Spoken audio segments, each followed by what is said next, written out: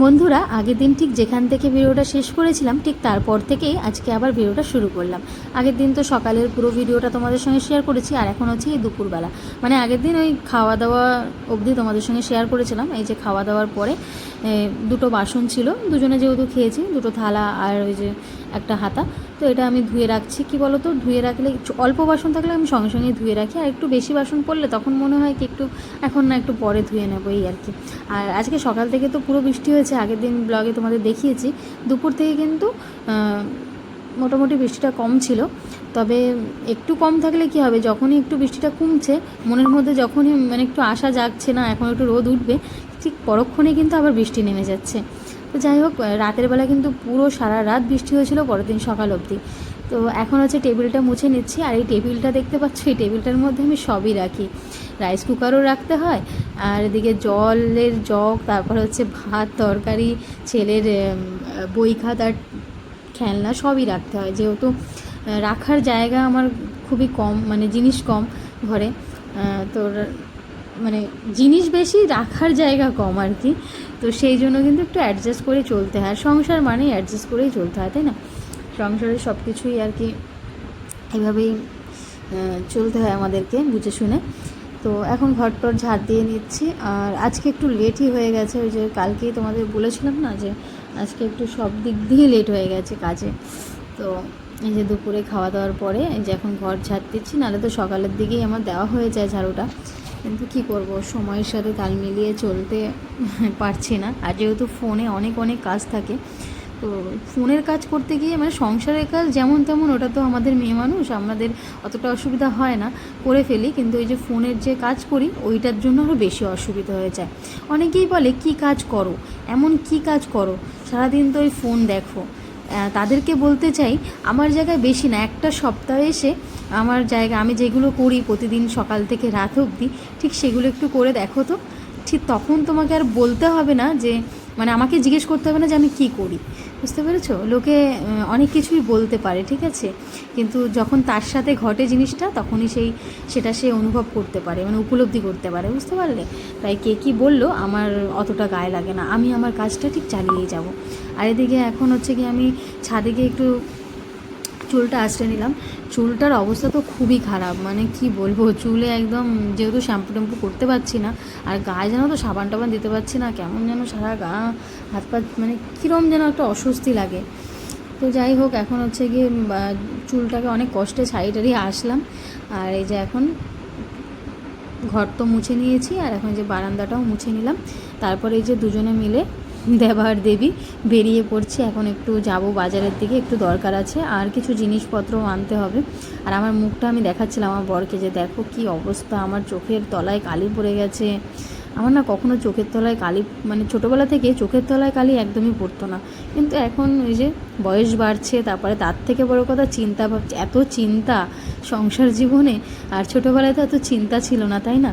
তো সেই জন্যই কিন্তু এই যে চোখের তলায় কিন্তু কালি পড়েই যাচ্ছে।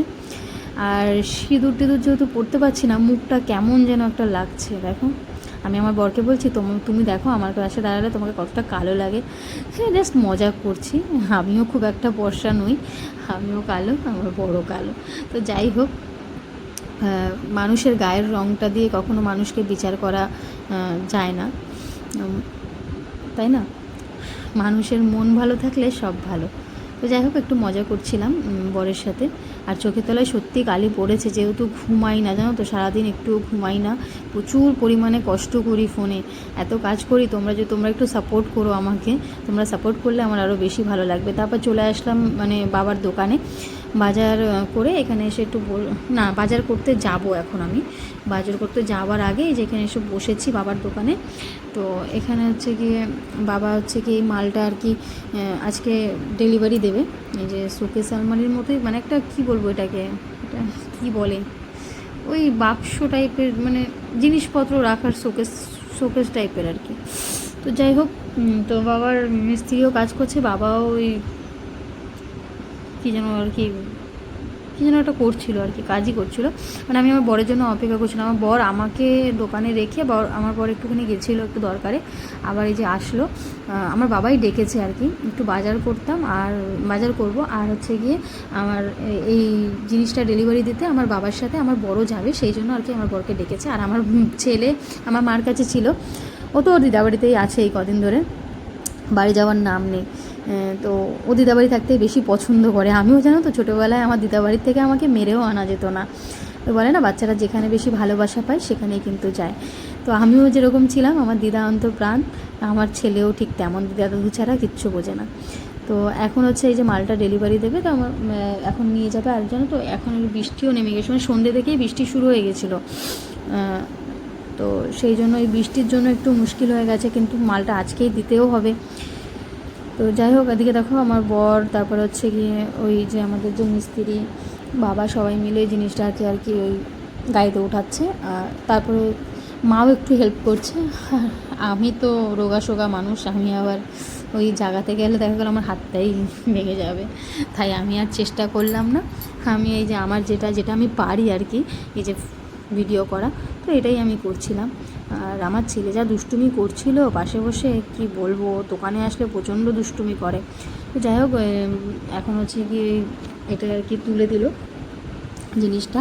আর ওই যে বৃষ্টি, মানে হালকা হালকা ঝিরিঝিরি বৃষ্টি পড়ছে, জিনিসটা যাতে নষ্ট না হয় সেই জন্য কিন্তু পরে আবার তাঁবু দিয়ে সুন্দর করে বেঁধে নেওয়া হবে। কাগজ দিয়ে নিচ্ছে, যেহেতু গ্লাসগুলো যাতে যে ভেঙে না যায় সেই জন্য। আর বাবা আর আমার বর এরা গেলে, মিস্ত্রি কাকুটা যাবে না, উনি আর কি দোকানে কিছু কাজ করে, ওনার কাজ আছে, কাজ করে তারপরে আর কি বাবা আসলেই উনি বেরোবে। তো উনি কাজ করবে, আর আমি মা আর আমার ছেলে তিনজনেই এখানে দোকানেই বসবো, যেহেতু বললাম বাজারও করতে হবে, আর দোকানে তো একজনকে থাকতেও হয়, তাই না। মা ওই জন্যই এসছে, আর আমিও এসেছি যখন, তাই একটু বসেই রইলাম ওখানে। বর আসলে আবার বাজার করতে যাব, বাজার আনতে হবে, যেহেতু এখন নিরামিষ খাই, তো তাই একটু সবজি টবজি না হলে আবার হয় না। এমনি সময় আলু ফালু খেয়ে নিলে খাওয়া যায় আর কি, মাছ টাছ দিয়ে, কিন্তু এই সময় তো আর নিরামিষ, সেই জন্য সবজি টবজি একটু ফল এগুলো দরকার হয়। আর এদিকে দেখো দড়ি দিয়ে মানে ভালো করে বেঁধে নিয়ে যাচ্ছে, এই যে তাঁবু টাবু দিয়ে, বললাম না যাতে জিনিসটা নষ্ট না হয়ে যায়। তো আমার মা আবার দাঁড়িয়ে দেখছে কি হচ্ছে না হচ্ছে, আর আমিও বসে আছি। তো বৃষ্টিটা খুব জ্বালাচ্ছে জানো তো, বৃষ্টির জন্য কাজ বাজেরও খুব অবস্থা খারাপ। আমার বরের তো প্রায় 5-6 দিন হয়ে গেল, 5-6 দিন না, সরি 3 দিন হয়ে গেল কাজ নেই।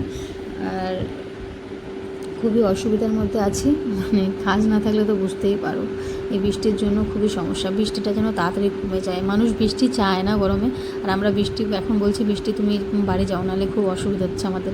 এখানে আন্দামানে খুব একটা গরম নেই, তবে এবছর মোটামুটি পড়েছিল হালকা পাতলা, আর বৃষ্টি হলে তো বেশ ঠান্ডা ঠান্ডা, সবসময় ঠান্ডা ওয়েদার। তবে একটা জিনিস খুব ভালো জানো তো আন্দামানে, এখানে হাওয়াটা ভীষণ ভালো, এত সুন্দর ফুরফুরে হাওয়া দেয়, মনটা একদম জুড়িয়ে যায়।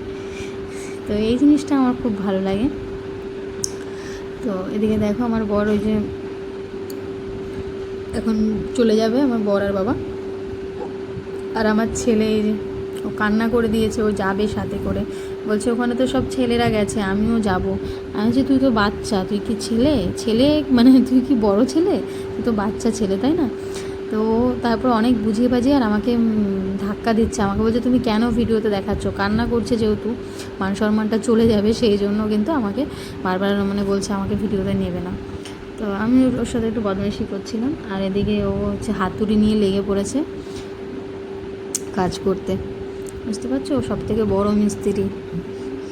তো এই যে হাতুড়ি দিয়ে কি পিটাপিটি করছে, আর আমার তো ভয় লাগছিলো যে হাতে না মানে ঢুকে যায়। আর আমি যেহেতু রয়েছি, আমাকে তো এতটুকুও ভয় পায় না, যখন একদম খুব বকি তখন ভয় পায়, এমনি সময় আমাকে খুব একটা ভয় টয় পায় না।